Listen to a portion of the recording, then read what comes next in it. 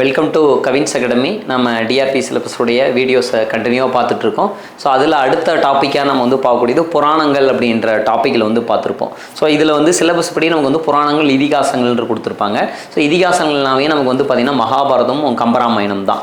So அது பின்னாடி நம்ம அடுத்து பார்க்கலாம். ஸோ அதுக்கு முன்னாடி இந்த புராணங்கள்லாம் என்ன அப்படின்னா ஒரு வரலாற்றை பற்றி சொல்கிறது தான். ஸோ அப்படி நம்ம ஸ்கூல் புக்கில் ஓல்டு புக்கும் சரி நியூ புக்லேயும் சரி புராணங்கள்லாம் யாருடைய பற்றி வரலாற்றை கொடுத்துருக்காங்க அப்படின்னா இப்போ நாம் பார்க்கக்கூடியது சீராபுராணம். சீராபுராணம் என்பது நமக்கு பார்த்திங்கன்னா சீரத் அப்படின்ற அரபு சொல்லிருந்து வந்தது தான் அந்த சீரா அப்படின்றது அர்த்தம். ஸோ சீராபுராணத்தம் அப்படின்றது யாருடைய வரலாற்றை பற்றி சொல்லுது அப்படின்னா நமக்கு நபிகள் நாயகத்தினுடைய வரலாற்றை பற்றி சொல்லக்கூடியதான் இது. இவர் ஆக்சுவலாக 17ஆம் நூற்றாண்டை சார்ந்த உம்ரப்புழுவர். நமக்கு பார்த்திங்க அப்படின்னா எட்டயபுரம் கடிக முத்துப்புலவனுடைய மாணாக்கராக விளங்கினார். ஸோ இவர் பார்த்திங்க அப்படின்னா நமக்கு அப்துல் காதிர் மரைக்காயர் என்கிற வள்ளல் சீதகாதினுடைய வேண்டுகோள் படி தான் இந்த சீராபுராணத்தை எழுதுகிறார். ஸோ இதில் நமக்கு பார்த்திங்கன்னா அவர் உதவி பண்ணியிருப்பார். அதனால தான் பேரே வள்ளல் நமக்கு பார்த்திங்கன்னா அப்துல் காதிர் மரைக்காயர் என்கிற வள்ளல் சீதகாதி அப்படின்றத நமக்கு இருக்கும். பார்த்திங்கன்னா உங்களுக்கு தெரியும்.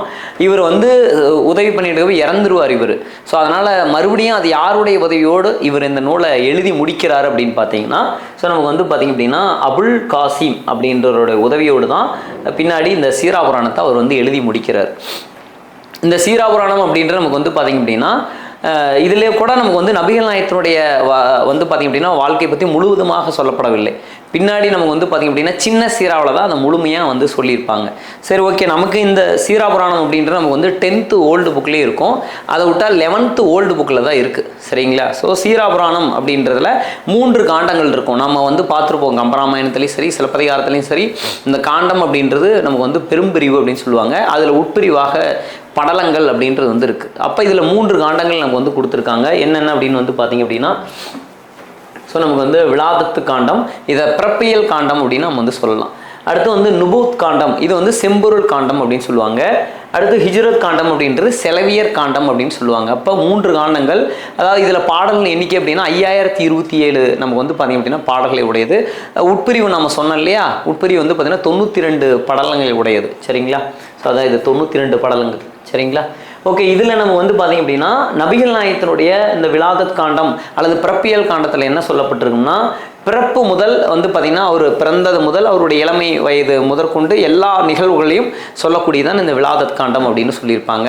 அடுத்து நுபூத் காண்டம் அல்லது பார்த்திங்க அப்படின்னா செம்பொருள் காண்டத்தில் என்ன சொல்லப்பட்டிருக்குன்னா அதாவது நமக்கு பார்த்திங்க அப்படின்னா ஜிப்ராயில் அப்படின்னு ஒருத்தர் இருப்பார். வானவர் ஜிப்ராயில் ஒரு பேர். அவர் என்ன அப்படின்னு பார்த்திங்க அப்படின்னா திருமுறைகள் நபிகள் நாயகத்தை வழங்கியிருப்பார். ஸோ அதை பற்றியெல்லாம் சொல்லக்கூடியதாக பார்த்திங்கன்னா நமக்கு நுபூத் காண்டத்தில் சொல்லப்பட்டிருக்கோம்.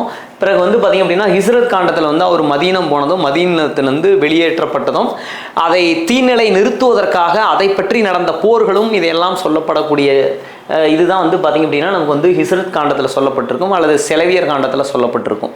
ஸோ இதெல்லாம் தான் இப்போ நமக்கு பார்த்திங்க அப்படின்னா இப்போ நான் 10th ஓல்டு புக்கில் இருக்குன்னு சொன்னேன் இல்லையா, அதில் நமக்கு விலாதத் காண்டத்தில் கொடுத்துருப்பாங்க. விலாதத் காண்டத்தில் எக்ஸாக்டாக புலி வசனித்த படலம் அப்படின்றத கொடுத்துருப்பாங்க. சேம் இந்த விலாதத் காண்டத்தில் புலி வசனித்த படலம் அப்படின்னா என்ன, 10th ஓல்டு புக்கில் இதுதான் பாடப்பகுதி. நீங்கள் நபிகள் நாயகத்தினுடைய வரலாறுலாம் கொஞ்சம் மிகைப்படுத்தி எழுதியிருப்பாங்க. நம்மளால் இப்படியெல்லாம் இருக்குமா அப்படின்ற மாதிரி இருக்கும். அதாவது என்னென்னா சும்மா சிம்பிளாக சொல்கிறேன். நமக்கு அந்த 10th ஓல்டு புக்கில் என்ன கொடுத்துருப்பாங்கன்னா காட்டில் ஒரு புலி எல்லா விலங்கினங்களையும் சரி மனிதர்களையும் சரி பயமுறுத்திக்கிட்டே இருக்கும். ஸோ இந்த விஷயம் எப்படியோ நபிகள் நாயகத்துக்கு போகுது. இவர் அங்கே போகிறாரு அந்த காட்டுக்கு. அந்த புலியை பற்றியெல்லாம் சொல்லுவாங்க. கூரிய நகங்கள் இருக்கும், ரத்த பசிக்காக இயங்கக்கூடியதாக இருக்கும், மற்ற விலங்கினங்களையெல்லாம் அடித்து சாப்பிட்ருக்கோம் அப்படின்லாம் சொல்லுவாங்க. மக்களை பயமுறுத்தி கொண்டிருக்கிறது, காட்டில் நிம்மதியாக இருக்க முடியல அப்படின்லாம் மிகைப்படுத்தி சொல்லியிருப்பாங்க. இவர் அப்போ போவார். கூப்பிட்ட உடனே புலியை கூப்பிட்டுச்சு, ஏன் அப்படியெல்லாம் பண்ணுற அப்படின்னு சொன்னோன்னே அந்த புலி அவருக்கு முன்னாடி மண்டிக்கிட்டு நான் உங்களை பார்க்கணும் அதுக்காண்டி தான் அப்படின்னு சொன்னோன்னே சரி நீ இந்த மாதிரியெல்லாம் கோவப்படக்கூடாது, காட்டில் அமைதியாக இருக்குன்னு சொன்னீங்கன்னா அது அங்கேருந்து போயிடும். இந்த மாதிரி 3 ஈவெண்ட்டுக்கெலாம் நான் கேள்விப்பட்டிருக்கேன். அதே மாதிரி நமக்கு இதுலேயே அப்படி தான் நமக்கு 11th புக்கில் பார்த்திங்க அப்படின்னா இவரும் அவருடைய நண்பரும் பார்த்திங்க அப்படின்னா ஒரு மலை குகை போவாங்க. அது பேர் தௌலர் மலை குகைன்னு சொல்லுவாங்க. அங்கே போகிறப்ப என்ன பண்ணுவார் அப்படின்னா நபிகள் நாயகம் அவர்கள் படுத்து தூங்கிட்டு இருப்பார். அப்போ ஒரு பொந்து வழியாக ஒரு பாம்பு வரும். அப்படி பாம்பு இவர் என்ன பண்ணுறாரு அப்படின்னா நபிகள் நாயகத்துடைய தூக்கம் போயிடுது அப்படின்னு சொல்லிட்டு என்ன பண்ணார், தன்னுடைய சட்டையினுடைய மேலாடையை கிழிச்சு பொந்தில் வச்சு அடைக்கிறார். இப்படி அடுத்த எங்கெங்கெல்லாம் கேப் அந்த பொந்து இருக்கும் அந்த பொந்துகள்லாம் அந்த பாம்பு வந்து மீண்டும் உள்ள நுழைவதற்காகவே பார்த்துட்ருக்கும். இவர் தன்னுடைய மேலாடை முழுவதும் கிழிச்சிருவார்.